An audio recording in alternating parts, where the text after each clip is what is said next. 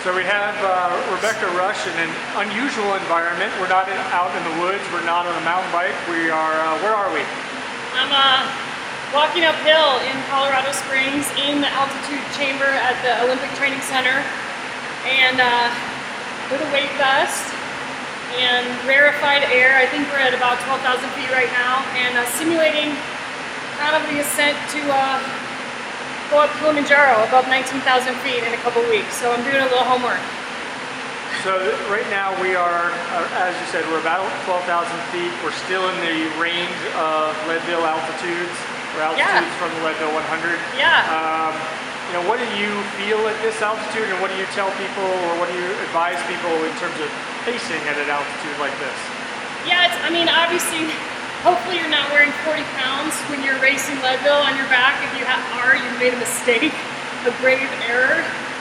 But, you know, for racing Leadville and for climbing Kilimanjaro, you know, the things that I always talk to people about is that when you go to altitude, unless you live in Leadville, when you go out to altitude, things like heart rate, power, those metrics that we normally rely on for training, for me, they go out the window.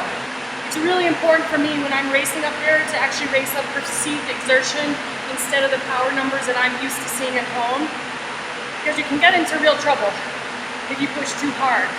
And what do you know, here, if you were to go a little bit faster, if I were to encourage you to run a little bit, what would you start to feel if you went a little bit too hard? Yeah, what's really interesting and what we're learning here, and I can see on the bike, you see it when people start out too hard in Leadville, is there's a very small window of being just below threshold where you can do it all day and you can knock out a good Leadville time, or being just slightly above it. Even 1 or 2 percentage grade can really put you in the hole, and that's being reinforced here. We're walking at 2.5 miles an hour. What we're learning is, as I get higher and higher, staying at 2.5 isn't working, and we'll see my oxygen saturation go down, my heart rate go up and not recover. And so even just bringing this speed down 0.1 mile an hour, what we experienced yesterday is that all of a sudden my body can normalize again.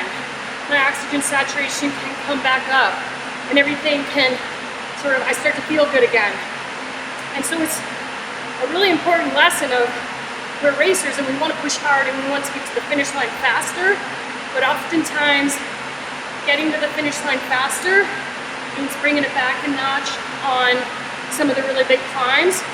And this is what I advise people a lot during Leadville, is that you climb the pace that you can climb, and the places to go fast and make up time in Leadville are on the descents and the flats and the small rollers where your body is not working so hard to climb. And I call it the spaces in between.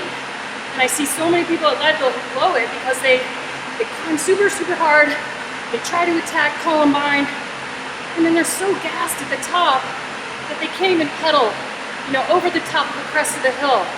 And I can take a few pedal strokes, be on my way, and all of a sudden I've left that competitor in the dust.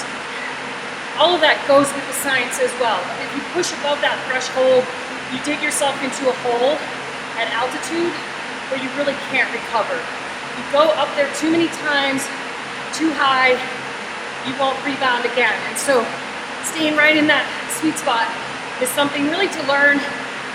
And for me, it's all perceived exertion. It's not power numbers, it's not heart rate, because those things change at altitude.